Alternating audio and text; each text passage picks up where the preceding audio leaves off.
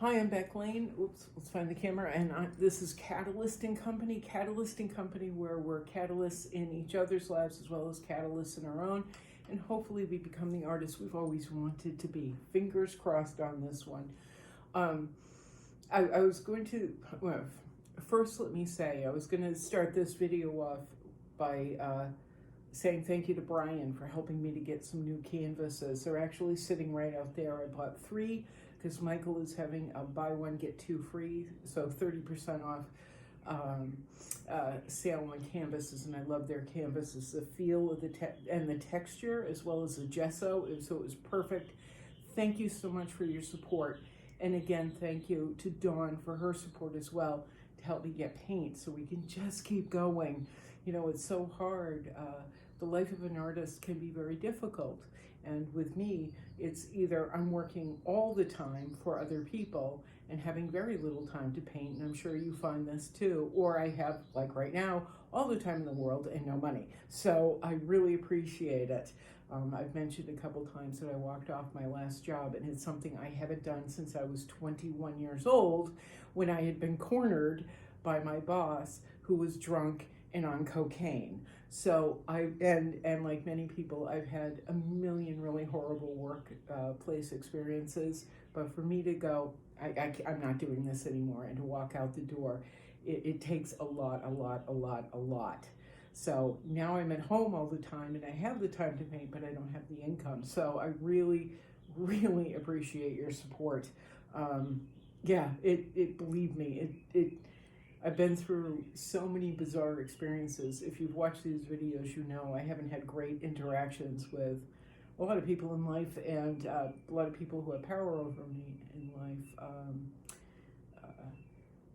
I mean, the people that I've worked for and had to work with range from a guy who called me, would come over to my desk and call me a fucking bastard and kick my garbage can and rip apart my floral arrangements, to a closet case who would get drunk at work and spit at me.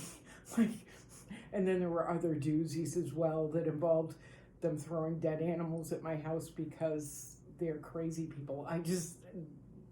That's usually what I end up in, but I've always worked, I was able to work with those people, but for me to say, I can't work with this person and just walk out the door, it's a lot. It's very big. And people who know me have been like, oh my God, what happened? I'm like, I don't even want to. I mean, I've told a couple of people, but not a lot of people, because it's just like, really? I'm tired.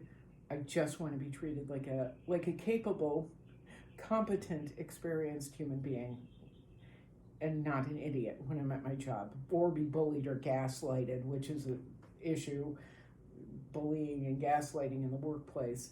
I really want to live on the Star Trek Enterprise, on the Enterprise, where everybody's treated fairly, and there's a good conclusion in the end. I haven't experienced it, but it would be awesome to live on the Enterprise, although I'm not wearing the one-piece jumpsuit because I'm too lumpy and saggy for that now. But anyway, in the last video, we talked about, thank you. The bottom line is thank you for your support. Thank you, Brian. I've actually got one of the paintings and image I've wanted to do in mind for actually the for 2 of the canvases. So I can't wait to start on that. It's going to be part of my Boys on Hobby Horses series. So far, I've only painted little white boys in various stages of arrogance and privilege. White boys on hobby horses. But I have this image of a young African-American boy on a hobby horse I've been dying to paint. And so this one is it's going to be a big one, and I'm really excited about it. So thank you again, Brian. And once again, thank you, Dawn. And thank you to everybody who supports me on Patreon or on TeePublic, any way you can. I really deeply appreciate it. And I do remember every person who was helped. Thank you. To keep this little train moving along down the tracks. So behind me is a painting I started a while ago, and I wanted to call it Finished. I can't remember what I called her. What's her name? I gave her a name. Oh, and I didn't write it on here, so I don't remember her name. It was probably probably like Madge or something, because she looks like a Madge. But it was something. I'll have to find my records. But I thought I had finished it. I was really trying to keep it as simple as possible. Keep very simple colors, very simple design. Just kind of block in my way, blocking color. But it's been eating at me. Even though I decided she is finny, it was really eating at me. I'd look at her all the time and I'd be like, yeah, she's fine. No, she's not. She's fine. And I'd wake up every morning with her staring at me and I'd go, I gotta fix you. So I figured, since we were talking about painting cotton or fabrics the last time, I would show you a little bit of how I do it. As you can see, the top is very, very white-ish at this point with very little detail. The same with the bottom. The skirt end of her dress had very little detail in it. The photograph I'm working from, let me go grab it, is super tiny. Let me see if I can find her. Where'd you go? Okay. She half disappeared in somewhere. It's a very small photograph, but I did take a picture of it and put her on my iPad. The photograph is actually about this big, so the figure is about so big. Luckily, we have iPads now, so we can photograph them and blow them up. But as I look at the photograph, I can see I had a lot of lines off, I had a lot of shadowing off, I had the lights in the wrong, some of the whiter whites in kind of the right places, but they just weren't projecting the idea and the image I wanted to. So I'm going back in. As you can see, I'm using a blue. I always start off with dark colors, and this is what you should do. You don't paint the obvious first. Paint, how do I put it? I'm painting the less obvious features of the dress using darker colors, because you want to start off dark and then go into lights. This did start off much darker, and as I said in the last video, it's patience and layers and building. Let me go grab some more blue. There we go. Now, because I really didn't put, oh, there she is. I had her right next to me. That's how big she is. That's how big she is. See? A little hard to see with these old eyes. But, there we go. I grabbed some blue, and now I'm going to start putting in some of the shadows. That one's a little odd, but we're going to stick with it. And this is the thing, is one of the 3 rules in painting that I have is it's all fixable. So we're just going to fix this. It's not a big deal. I'm not really adding a lot on, sorry, a little all over the place. I'm painting in layers, but I paint in thin layers until I get to the end. Then I really start adding Neo McGilp or whatever medium, maybe even just mineral spirits, and really adding the brush strokes on. I don't do that till the end, till I'm absolutely certain we have gotten every detail we can, or every shape within the image, pretty much down pat. So it's like thin layers of blue in different shades, thin layers of transparent earth red, or transparent earth oxide, red oxide. Oh, and I want to mention too, I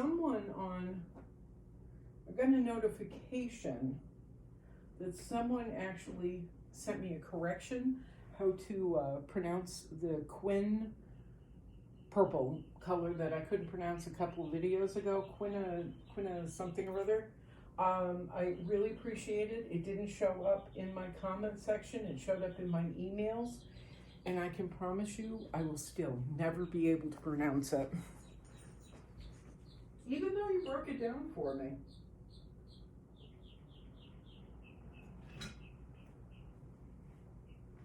Okay, we're gonna give it a try anyway. Quinaquadrone. I can't remember her name, but someone actually put the spelling, oh, wrote the spelling out easily. Sorry, my mind is stuck in this, so can't talk and chew gum, can't paint and talk either. So I'm readdressing the more abstract shapes that make up the dress. And the cool thing is, I'm going to have all these weird shapes that I initially put down as being the creases in the dress in this very vague and blocked out painting. But the cool thing is, all those lines are going to work their way in and give the dress even more texture because I'm painting thin. I'm using mineral spirits. As I said, I'm not using Neo McGilp yet because I'm not there. I'm not at the finishing end of this. Mixing together some colors to make a blue. Here we go.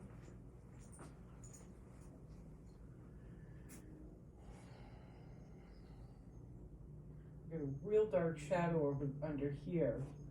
Now I'm doing what I said not to do, which is painting a dark blue over a light blue. You just want to go, you want to go dark to light, not light to dark, but then whoopsie, who cares? Because it's all fixable.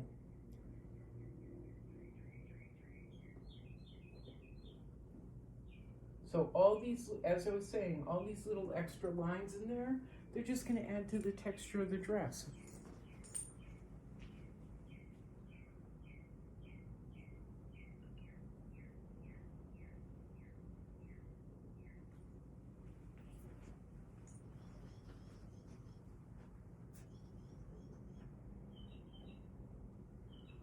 This one, that one is absolutely incorrect, so I'm going to grab my piece of chalk that was right there.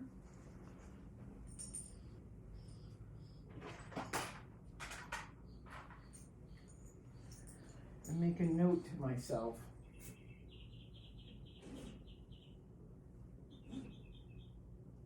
Some people draw their images out with pencil. Some people use grids, which to me is cheating and takes all the fun out of it. I use chalk to make my notes.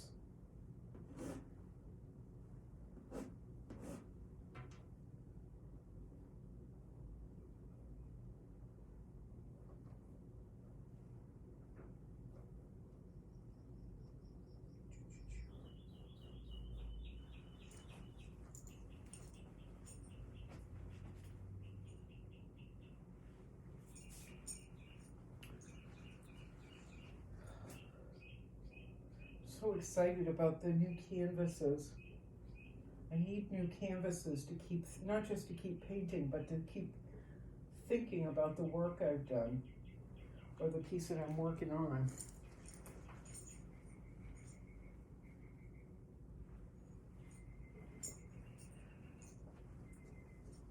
And Brian, you mentioned you found my channel and you've been watching silently. A lot of the time was when I do these, I'm not thinking I have new viewers or I have viewers who, you know, aren't in my little circle. I'm not thinking that. So I really appreciate you mentioning it, that, you know, you've been watching my silly little videos and just you've been quiet. Because I forget, oh, there's other people in the world.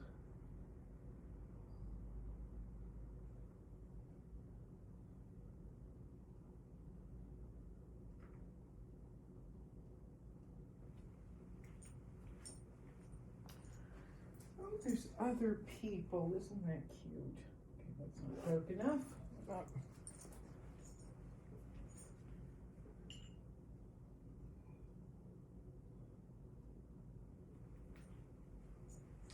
I'm using one of my favorite blues, which is a phthalo blue. Maybe I haven't pronounced that correctly either, but P-T-H-A-L, phthalo, whatever, blue. But I mix it with, once again, our favorite, one of our favorites, transparent earth red or transparent red oxide. So it almost gets a gray effect. see something.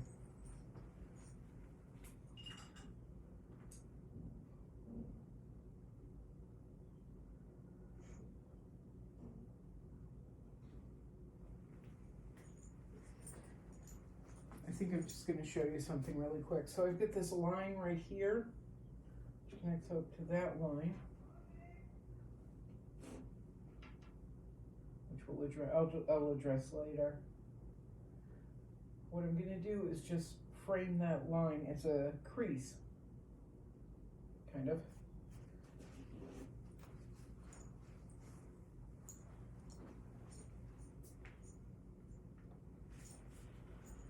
With just a lighter blue. This is just common sensey kind of stuff. It's just adjusting and readjusting lines.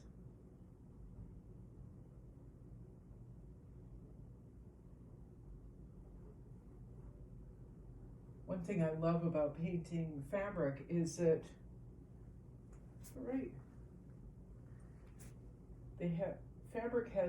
fabric can have these really sharp, crisp, blunt lines.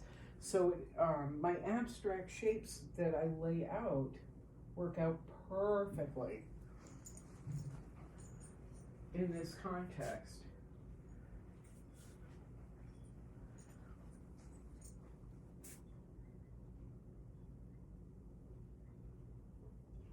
This is very wet, so it's not going to work out the way I'd hoped. It's going to take a while to dry. That's why I keep saying it's layers and layers and patience. Lots and lots of patience.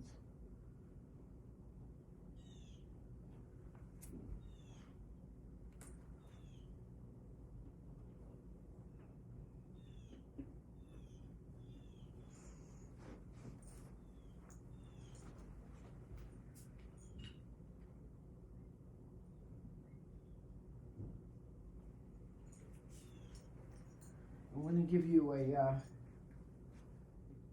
speed painting class on how to paint fabric, but it's kind of impossible because the paint really needs to dry, and I'm not Bob Ross, so we just do what we can do.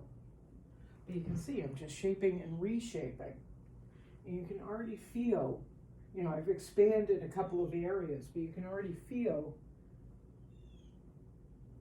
well, the entire concept of this dress is changing as I put in the darker, and then the lighter brush strokes, indicating creases.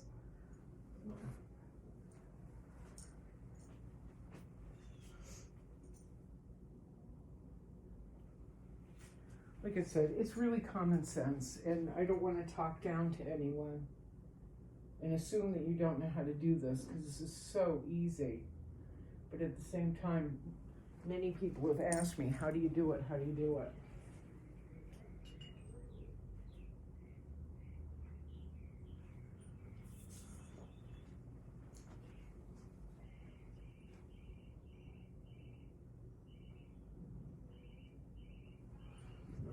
I have to keep going back to my painting table and grabbing more blue.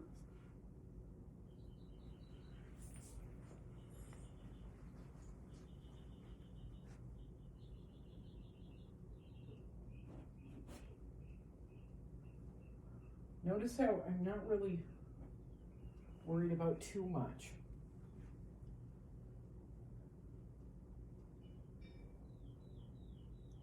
I want to get it in the right place. I want to get the creases and the folds in the right places, but at the same time, it is all fixable, like that. The paint just ran into one another.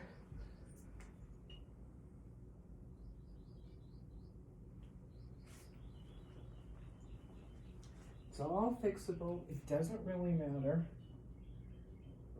And then there's one other rule that I don't remember. Never remember my rules. Oh, there are no rules. I just remembered them all. Okay, so it doesn't really matter. It's all fixable, and there are no rules. Those are my 5 rules. 3 rules. Oh my God. You can tell when I'm out of practice making videos because I stumble. I also have become less fond of talking.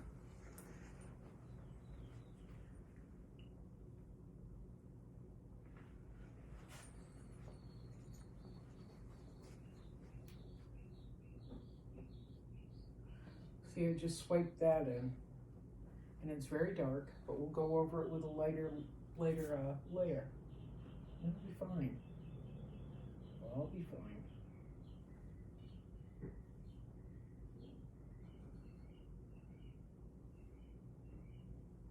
I really got that one wrong. Oh.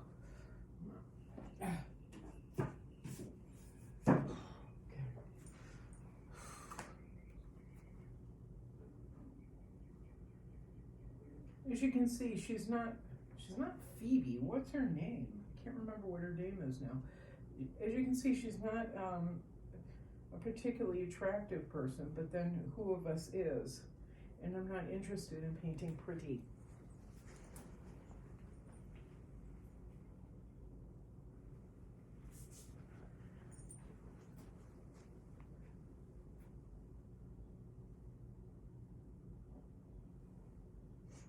I think painting pretty is, not wanting to paint pretty is my way of shaking my fist at the system.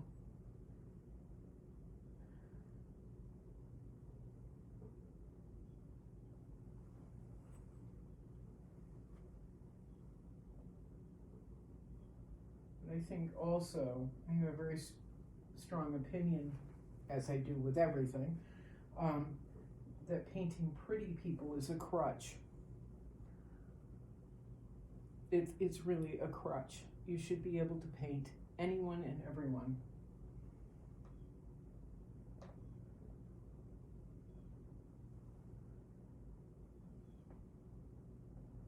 I also think it speaks poorly of the artist if they can't reflect all people.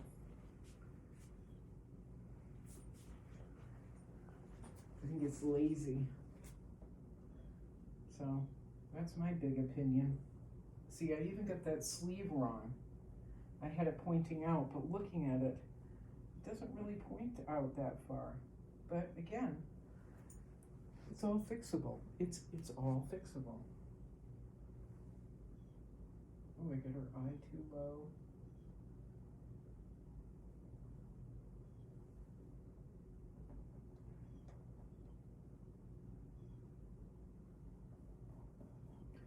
As you can see, I have a lot of work to do, but as you can also see, because I have to readjust, there's a number of things I have to readjust.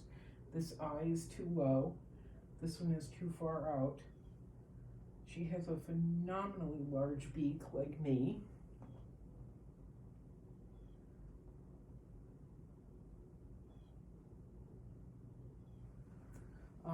But as you can also see, I'm bringing the blues. Although I want to concentrate on fixing the dress, I've also got to bring the blues up throughout the painting. It can't be just here, otherwise it's completely incohesive.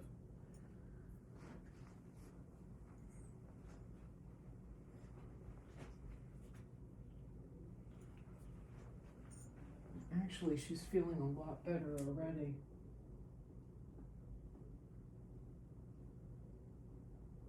I'm going to drag the blue up further, but without flapping my big fat wing at you. I'll tell you another adjustment that I had to make is when I was looking at the image honestly, when I relaxed my mind and instead of making excuses for it or saying it's okay, when I started looking at it honestly, I had the umbrella pole thing. I had it way over here. It was far off. It wasn't quite connecting with her hands, which I'm still having trouble with. So I think I'm gonna blue them. So they too are cohesive with the rest of the painting.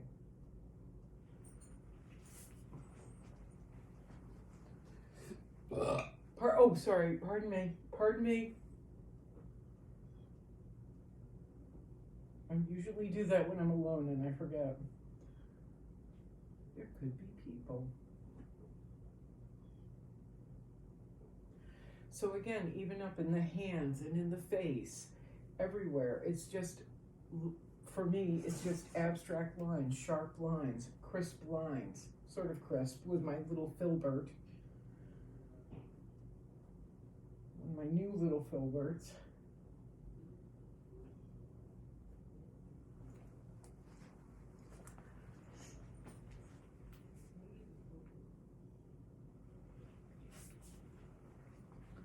I'm super happy I decided to give in and readdress her. I did her a grave disservice.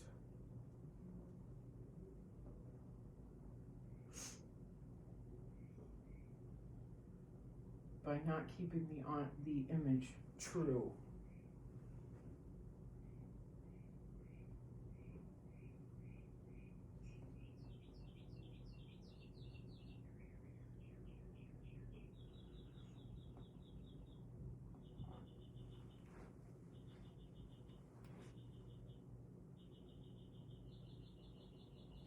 True to the young woman who posed for this on this summer day so long ago.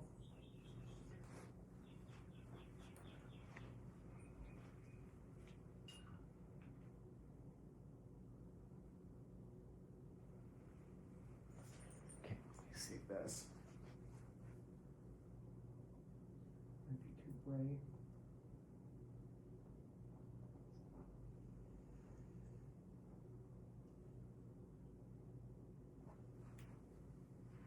Another problem is she doesn't have eyebrows. I kind of forgot about her eyebrows.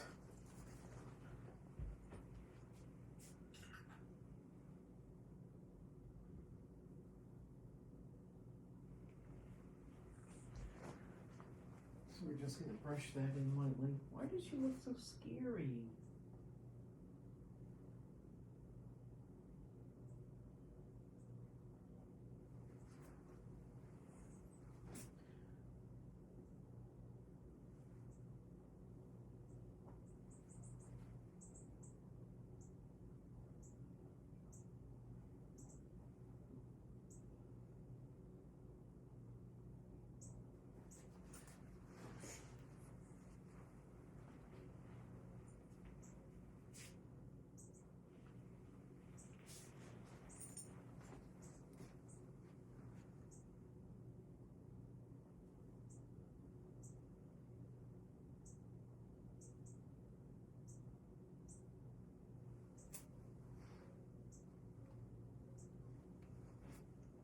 There's this bend in her neck.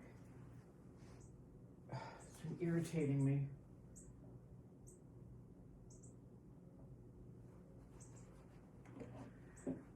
Sadly, this happens. Periodically, I'll paint people, and if they're not looking straight on, if they're turned a little bit, it sometimes looks like their head is just going to fall off their shoulders. Like it's not connected to their neck at all. And I'm afraid that's kind of what happened here, and I can't quite figure out how to adjust it properly. I may have, as I was saying that, I may have just found part of the problem.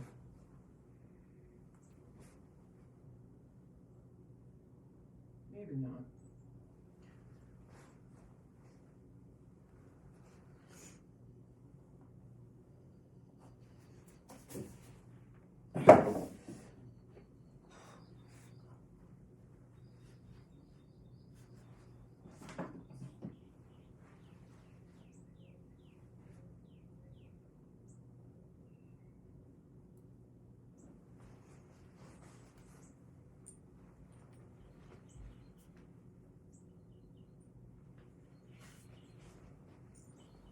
I literally will do this for hours. I wish I could see that a little bit better. Can't tell what these two shapes are.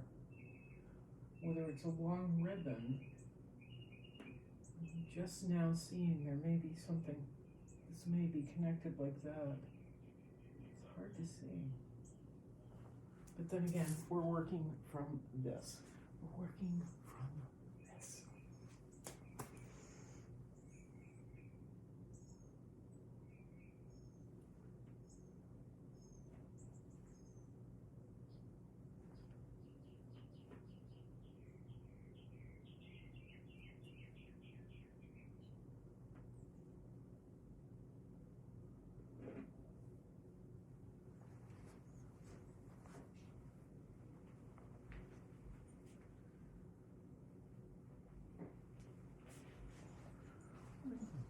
was this taken? 19.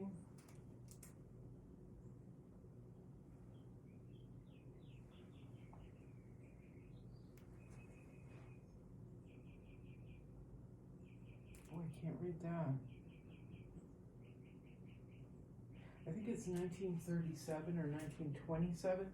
I was just thinking how much this looks like a, not quite a flapper, but a 1920s dress. Because she's got this great dropped waist. And what looks like, on reviewing it now, I can see like all these little details. It's like there's a skirt, although I can see her legs. It's kind of see-through-y, and she's got flowers or some type of shapes on top. It's really interesting. So I'm really glad to take the time and review it and come back to it and do it again. Or reapproach her. Then I'm doing her justice. But this, anyway, it's the top comes down to about here. And then this comes out, so maybe it's 1927. I'll have to look at it. I'll have to blow the date up. It's just so interesting. And it happens to fall right on the seam here. And again, this is obviously two canvases, and I do it for a multitude of reasons. The most important being one flat canvas can bore the shit out of me. Two canvases makes it more challenging. It's more of a puzzle. We love the puzzles.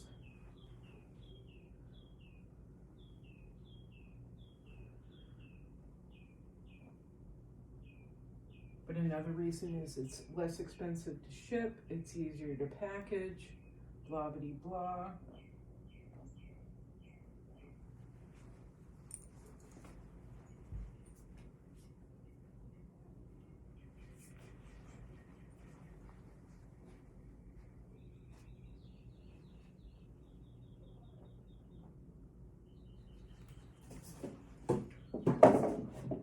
All right, this little performance is going to go on for hours, but I really wanted to just very quickly kind of show you what I do. And whether I declared it finished weeks ago or a month ago or so or not, I would still be approaching the creases in the skirt and the top and her face and everything the exact same way. It's just layering on top of layering on top of layering.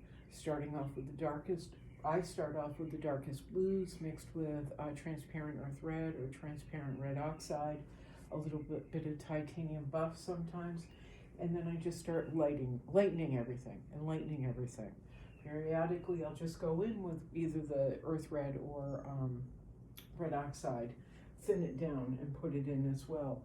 But in the end, it's going to add and add and add, because in a fold, there isn't just one fold. There are many, many folds that say make up the sleeve. There are many, many, many. And there's some that aren't quite perceptible to the eye at first glance. And so in painting, if I were to paint, say, my sleeve, there would be many, many lines in varying shades and varying layers. And so we're doing the same thing here. So in the end, it feels more truthful.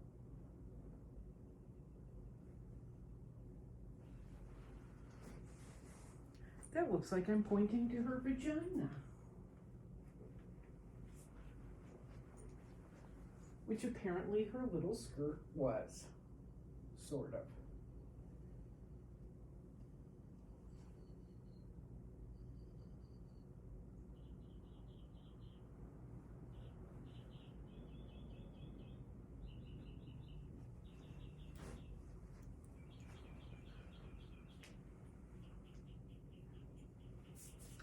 Ooh, I found something on BritBox that I've been binge watching.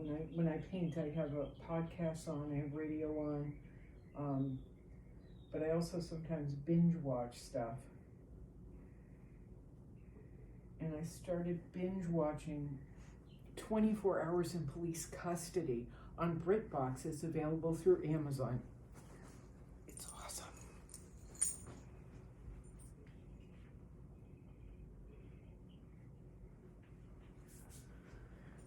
It's like a polite version of Bad Boys, where people say, yes, mate, no, mate.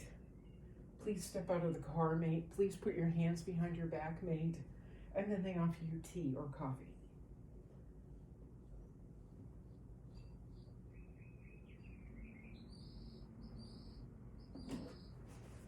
So far I'm on season 8. I think I've got one more after this.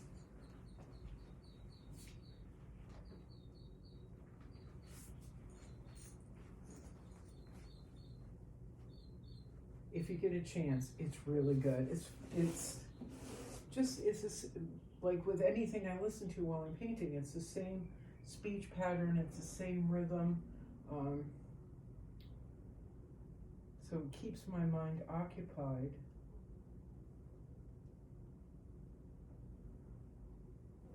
While I'm doing this for hours.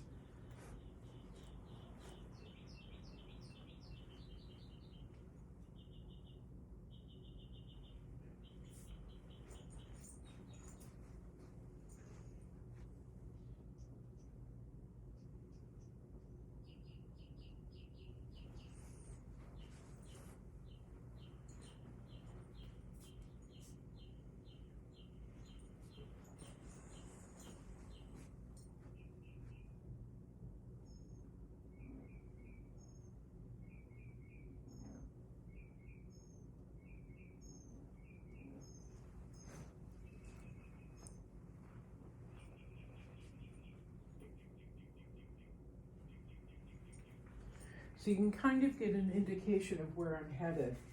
Too high.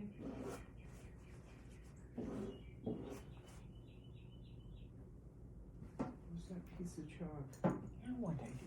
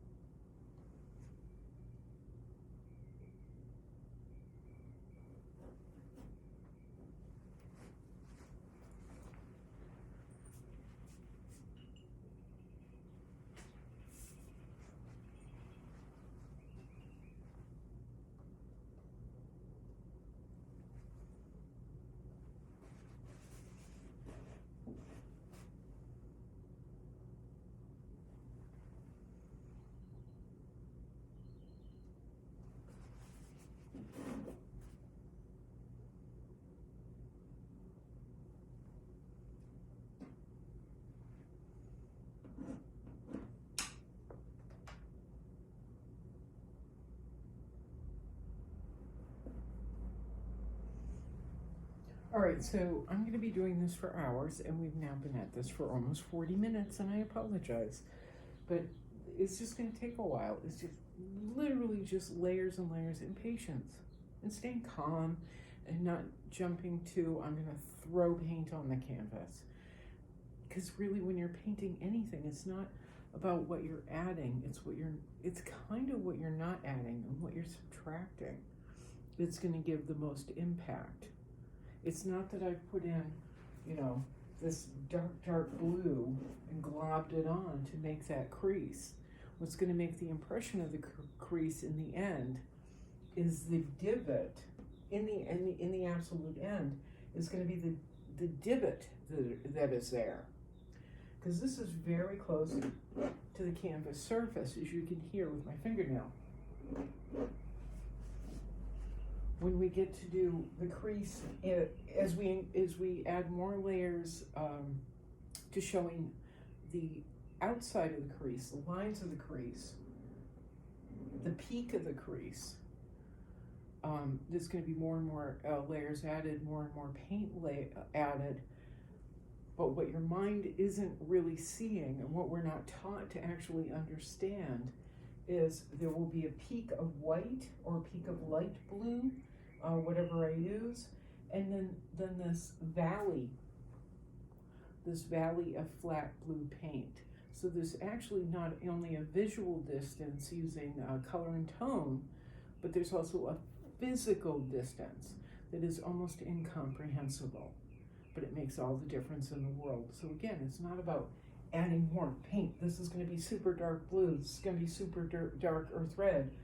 It's giving that almost imperceptible difference between the two layers. The almost imperceptible physical difference between the two layers. I sound so lofty. I sound like a professional. But anyway, that's let me see my shirt. How are we doing? Oh God. Been eating onion pancakes lately. You can see it. And not walking, which I have to do. But anyway, that's literally how I paint fabric. It's layer upon layer, dark to light, not worrying too much about the many, many, many lines. Using a chalk that I just dropped on the ground, on the floor, a chalk to help keep me guided, chalk lines to help kind of keep me guided. In the end, it's not going to matter. In the end, it's all going to pull together and it'll be perfectly fine. So I'm going to go on my way, and I'm going to turn on 24 hours in police custody, because let's face it, I should be doing research at some point in time. It'll most likely happen to me. Who knows why, but it will. So do my research now, and hopefully I'll get arrested in England, where they're apparently very polite. But there we are. There's my day. I'm Beck Lane. This is Catalyst and Company. Again, thank you for the support. Thank you so much for the support and help.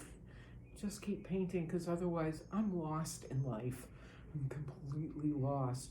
I'll wander around in the woods talking to myself and playing with my hair and eating berries and squirrels. So thank you for saving me from that future. Brian and Dawn, much appreciated. And thank you, Carrie, for all your support always. I'm incredibly, incredibly lucky and incredibly grateful.